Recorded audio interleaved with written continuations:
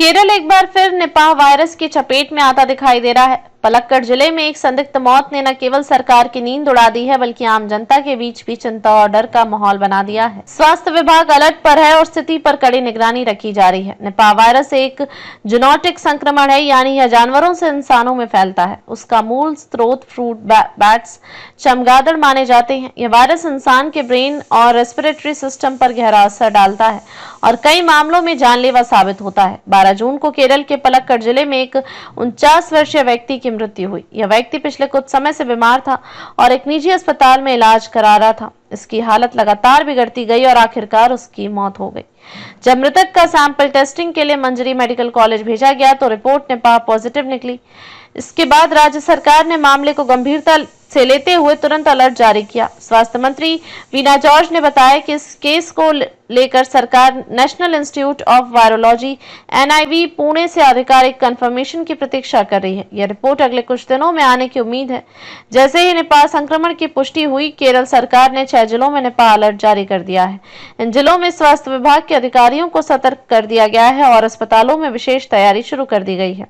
सरकार द्वारा उठाए गए प्रमुख कदम: संक्रमित व्यक्ति के संपर्क में आए 46 लोगों की पहचान की गई है।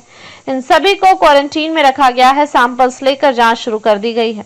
अस्पतालों में आइसोलेशन वार्ड्स तैयार किए जा रहे हैं। मेडिकल स्टाफ को प्रोटेक्टिव गियर दिए गए हैं। स्थानीय प्रशासन को फील्ड सर्वे और ट्रैकिंग की जिम्मेदारी सौंपी गई है।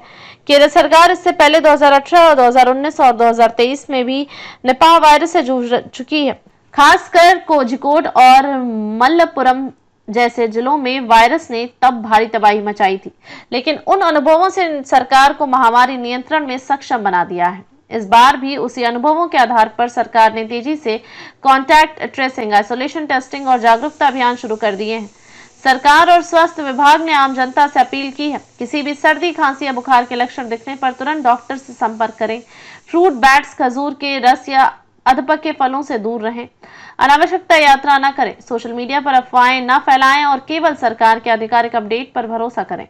मास्क पहने और भीड़भाड़ से बचें। निपाह वायरस भले ही एक बार फिर लौट आया हो, लेकिन राज्य सरकार की सक्रियता और लोगों की जागरूकता इसे फैलने से रोका जा सकता है। यह समय घबराने का नहीं, बल्कि सतर्क रहने और जिम्मेदार नागरिक बनने का है। हमारी यही प्रार्थना है कि केरल जल्द ही इस संकट से उबरे और निपाह वायरस को एक बार फिर पराजित किया जा सके।